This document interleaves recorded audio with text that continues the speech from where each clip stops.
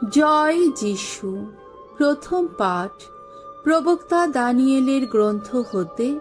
আজকের বাণী পাঠ 3 অধ্যায় 14 থেকে 21 পদ, 23 থেকে 24 পদ, 26 পদ এবং 28 পদ। প্রভু তার স্বর্গদূতকে পাঠিয়ে তার সেবকদের রক্ষা করলেন।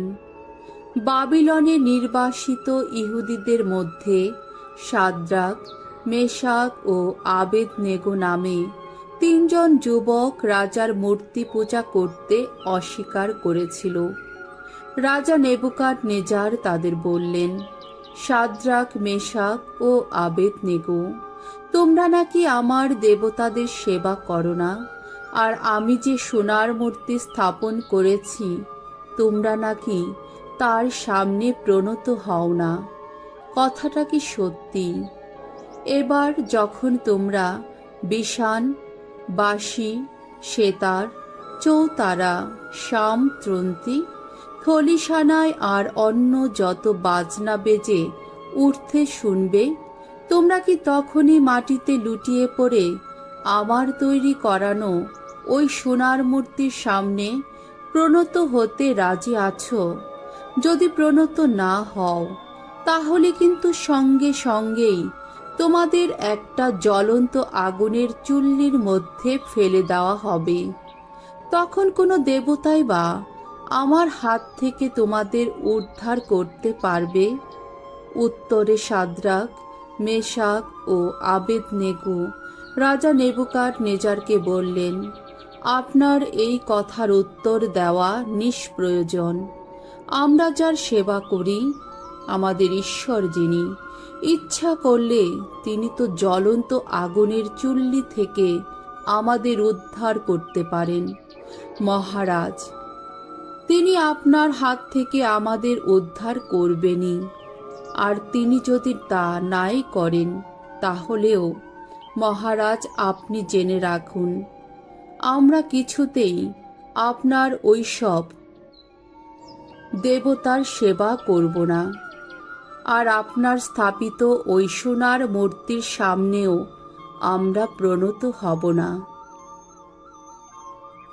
এবার নেবুকাদনেজার রীতিমতো ক্ষেপে গেলেন।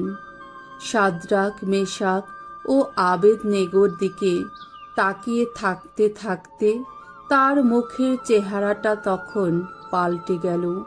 তিনি হুকুম দিলেন যে চুল্লির তাপ যেন অন্য দিনের চেয়ে 7 গুণ বেশি বাড়িয়ে দেওয়া হয়। তারপর তার সৈন্যদলের কয়েকজন বলিষ্ঠ সৈন্যকে তিনি হুকুম দিলেন, শাদ্রাক, মেশাক ও আবেদনেগোকে তারা যেন বেঁধে নিয়ে গিয়ে সেই জ্বলন্ত আগুনের চুল্লির মধ্যে ফেলে দেয়। তাই তাদের সেই জ্বলন্ত আগুনের চুল্লির মাঝখানে ফেলে দেওয়া হলো। তারা তখন ঈশ্বরের স্তুতিগান করতে করতে, প্রভুর বন্দনা করতে করতে অগ্নিশিখার মধ্যেই হেঁটে বেড়াতে লাগলেন। তখন প্রভুর দূত চুল্লির মধ্যে নেমে এসে আগুনের শিখা ঢেলে বাইরে সরিয়ে দিতে লাগলেন। ফলে আগুন যুবকদের মোটেই ছুঁতে পারল না। ব্যাপারটা দেখে রাজা নেবুকাদনেজার স্তম্ভিত হলেন। ব্যস্ত সমস্ত হয়ে তিনি উঠে দাঁড়িয়ে তার উপদেষ্টাদের বললেন, সে কি, আমরা কি 3 জনকে বাধা অবস্থায় আগুনে ফেলে দেইনি? তারা উত্তর দিলেন, নিশ্চয় দিয়েছি। মহারাজ, রাজা তখন বললেন, কিন্তু আমি যে ওখানে এখন 4 জন লোককে দেখতে পাচ্ছি, ওরা তো আর বাধা নেই, কোনো ক্ষতি হয়নি ওদের। আর ওই চতুর্থ লোকটিকে দেখে মনে হচ্ছে যেন কোনো দেবতারই পুত্র। রাজা তখন সেই জ্বলন্ত আগুনের চুল্লির মুখের কাছে গিয়ে বলে উঠলেন, স্বয়ং পরাৎপর ঈশ্বরের সেবক শাদ্রাক, মেশাক ও আবেদনেগো, তোমরা বেরিয়ে এসো, এখানে এসো তোমরা। আর তখনই সেই আগুনের মধ্য থেকে বেরিয়ে এলেন তারা, শাদ্রাক, মেশাক ও আবেদনেগো। এবার নেবুকাদনেজার বলে উঠলেন, ধন্য ধন্য শাদ্রাক, মেশাক ও আবেদনেগোর ঈশ্বর। আপন দূতকে পাঠিয়ে তিনি রক্ষা করেছেন তার এই সেবকদের, যারা তারই ওপর ভরসা রেখে রাজার আদেশ অমান্য করেছিল, যারা আপন ঈশ্বর ছাড়া অন্য কোনো দেবতার সেবা বা পূজা করতে না চেয়ে নিজেদের দেহ ওইভাবে বিসর্জন দিতে গিয়েছিল। প্রভুর বাণী। ঈশ্বরকে ধন্যবাদ। শাম সঙ্গীত 3 অধ্যায় 52 থেকে 56 পদ। যুবক ত্রয়ের গীতিকা। ধুও, হে প্রভু, চিরদিন ধ্বনিত হোক তোমার বন্দনা, তোমার মহিমা গান। ধন্য ধন্য তুমি, ওগো প্রভু, ওগো আমাদের পিতৃপুরুষদের ঈশ্বর। চিরদিন ধ্বনিত হোক তোমার বন্দনা, তোমার মহিমা গান। ধন্য ধন্য তোমার সেই মহিমময় পুণ্যময় নাম। চিরদিন ধ্বনিত হোক তোমার বন্দনা, তোমার মহিমা গান। ধন্য ধন্য তোমার পবিত্র মহিমার মন্দিরে, চিরদিন ধ্বনিত হোক তোমার বন্দনা, তোমার মহিমা গান।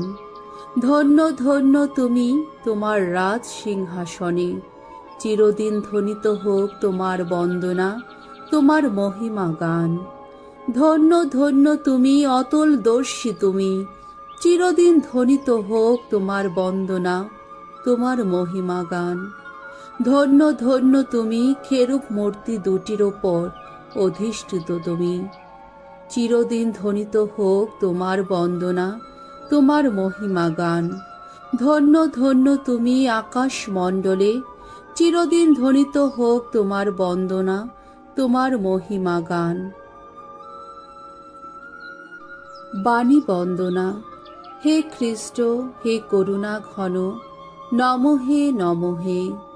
সৎ পূর্ণ হৃদয়ে যারা সঞ্চিত রাখে প্রভুর বাণী, আপন নিষ্ঠায় যারা ফলায় ফসল, ধন্য তারা ধন্য। মঙ্গল সমাচার। যোহন রচিত মঙ্গল সমাচার 8 অধ্যায় 31 থেকে 42 পদ। স্বয়ং পুত্রই যাদের স্বাধীন করে দেয়, তারা সত্যি স্বাধীন হয়ে ওঠে। সেদিন যিশুর উপদেশ শুনে যে সমস্ত ইহুদি তাকে বিশ্বাস করেছিল, যিশু তাদের বললেন, তোমরা যদি আমার বাণী পালনে নিষ্ঠাবান থাকো, তাহলেই তো তোমরা আমার যথার্থ শিষ্য। তাহলেই তো সত্যকে তোমরা জানতে পারবে, আর সত্য তখন তোমাদের স্বাধীন করে দেবে। ইহুদি ধর্ম নেতারা তখন বলে উঠলেন, আমরা ইহুদিরা আব্রাহামের বংশের লোক, আমরা কারো দাসত্ব করিনি কখনো। তাহলে আপনি কি করে বলছেন যে তোমরা স্বাধীন হয়ে উঠবে? উত্তরে যিশু বললেন, আমি আপনাদের সত্যি সত্যি বলছি, যারা পাপ করে তারা সবাই পাপের কৃতদাস। এখন কৃতদাস তো স্থায়ীভাবে ঘরে থাকে না, পুত্র কিন্তু স্থায়ীভাবেই থাকে।